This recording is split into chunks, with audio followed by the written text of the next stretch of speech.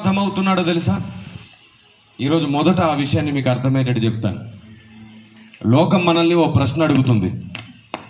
అయ్యా, మేము మీ మందిరానికి వచ్చి మీరిచ్చే కేకులు తింటాం, బిర్యానీ తింటాం, మీరు ఇచ్చేది ఏదైనా తింటాం, మీరు మా ప్రసాదం ఎందుకు తినరు అని అడుగుతారు.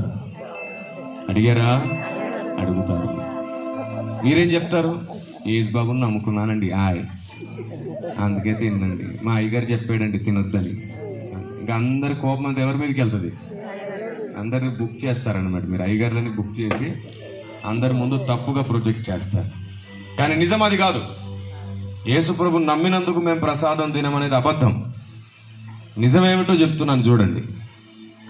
ఈ మాట నన్ను 12 సంవత్సరాల క్రితం అడిగారు. కర్ణాటక మహారాష్ట్ర బార్డర్లో నేను సువార్త చేస్తున్న రోజులు అవి. అప్పుడు అడిగారు నన్ను. ఏమని అడిగారంటే, మీరు ఇచ్చేవన్నీ మేము తింటున్నాం కదా, మేము పెట్టే ప్రసాదం మీరు ఎందుకు తినరు? నిజంగా మీరు మమ్మల్ని ప్రేమిస్తున్నారా అని అడిగారు. అప్పుడు నేను చెప్పాను వారికి, మీరేమనుకుంటున్నారు, మేము ఎందుకు ప్రసాదం తినమని మీరు అనుకుంటున్నారంటే, అదే మీరు మతం మారారు కదా, అందుకని మీరు ప్రసాదం తినరని అందరు చెప్తున్నారు. అప్పుడు నేను అన్నాను, అందరు చెప్పే మాటల్లో నిజం లేదు, ఇప్పుడు నిజమేమిటో మీ నోటి నుంచి మీరే చెబుతారు అని చెప్పాను. చెప్పి వారిని ఒక ప్రశ్న అడిగాను. మీ మతంలోనే అయ్యప్ప మాలలని, భవానీ మాలలని చాలామంది వేసుకుంటూ ఉంటారు. 41 రోజు 21 రోజు వేసుకుంటుంటారు.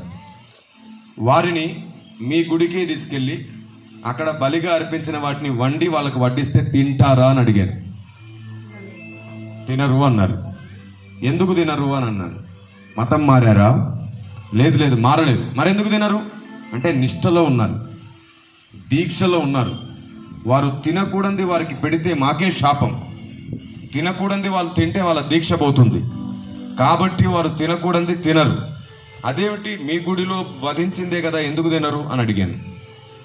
మీ ఇంటికి తీసుకెళ్ళి మీరు వంట చేసి పెడితే తింటారంటే తినరు, వాళ్ళకు స్పెషల్గా చేసి పెట్టాలి, వారు ఏం తింటారో అదే పెట్టాలి. అదేమిటి, మతం మారారా అందుకే మీ ఇంట్లో ఏం పెడితే తినరా అంటే, లేదు, నిష్ఠలో ఉన్నారు, దీక్షలో ఉన్నారు.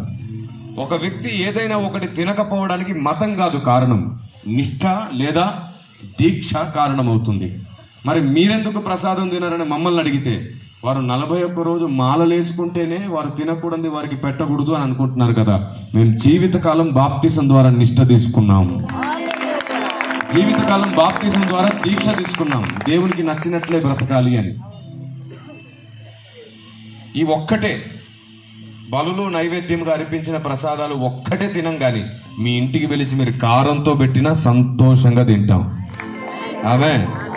అదొక్కటే మా ప్రతిష్టను పాడు చేస్తుంది, మా నిష్టను, మా దీక్షను పాడు చేస్తుంది. అంతే.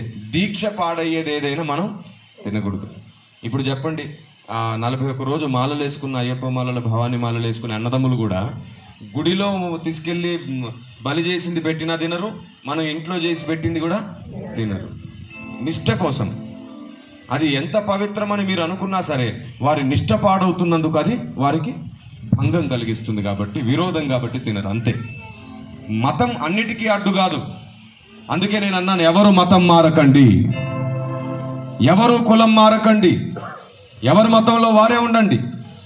మనకు మతం మారితే రక్షణ రాదు, స్వర్గం రాదు. సత్యదేవుడు ఎవరు, ఆయన దొరకాలి. అదొక్కటే సువార్త. దేవునికి స్తోత్రం కలుగునుగా. కానీ మనం ఏం చేస్తామో తెలుసా? ఎవరైనా యేసుప్రభు నమ్ముకొని మందిరంలోనికి వస్తే, నేను బాప్తిసం తీసుకుంటానండి అని అడిగితే వెంటనే మనం అందరం మాట్లాడతాం, అది బొట్టు తీయాలి ముందు అంటారు కొందరు. కొందరేమో తాళి తీయాలి అంటారు, కొందరేమో మెట్టలు తీయమంటారు. ఎవరు చెప్పారు? బైబిల్లో లేదా మాట? బొట్టు పెట్టమని లేదు, బొట్టు తీయమని లేదు, తాళి కట్టమని లేదు, తాళి తీయమని. బైబిల్ మాట్లాడని దాని విషయంలో ఈరోజు చాలా మంది అజ్ఞానంగా మాట్లాడి విరోధాన్ని పెంచుకుంటున్నారు. ఎదుటివాడి మనస్సును గాయపరిచి నువ్వు సువార్త చేయలేవు. గాయపడ్డ తర్వాత నువ్వు ఎంత మంచి వార్త చెప్పినా వాడికి చేదుగానే ఉంటుంది. మాటలతో పొడిచి ఐ లవ్ యూ అంటే ఎలా ఉంటుంది? ఏమండి? కత్తితో పొడిచి నువ్వంటే నాకు చాలా ఇష్టం అంటే ఎలా ఉంటుంది? అలా ఉంటుంది ఈ దౌర్భాగ్య పరిస్థితి. ఎదుటివారు గాయపడేటట్లు మాట్లాడి నువ్వు జీవము కలిగిన మాటలు చెప్పడం వలన బురదలో పాలు పోస్తున్నట్లే. అందుకే పౌలు చెబుతాడు, ఏథెన్సు పట్టణానికి వెళ్ళినప్పుడు పౌలు అన్నారు, ఓ ఏథెన్సు వాసులారా మీ భక్తి గొప్పది అన్నాడా అనలేదా? ఏథెన్సు వాసులారా మీ భక్తి గొప్పది అన్నాడు. ఏది మీ గ్రామంలో ఉన్నటువంటి మిగతా మతాల వారిని మీ భక్తి గొప్పది అనంటే చూద్దాం. అనలేరు మీరు. ఎందుకో తెలుసా? మనం భక్తి నేర్చుకోలేదు. మనం అంత ఇరుకు హృదయాలతో బ్రతికేస్తున్నాం. ప్రతి మతంలో గొప్పతనం ఉంది, ప్రతి వ్యక్తిలో ఏదో గొప్పతనం ఉంటుంది. దేనిది దానికి ఇవ్వడమే మంచిది. ఎందుకంటే గొప్పదల్లా సత్యం కాదు, గొప్పది కేవలం గొప్పది మాత్రమే. సత్యము గొప్ప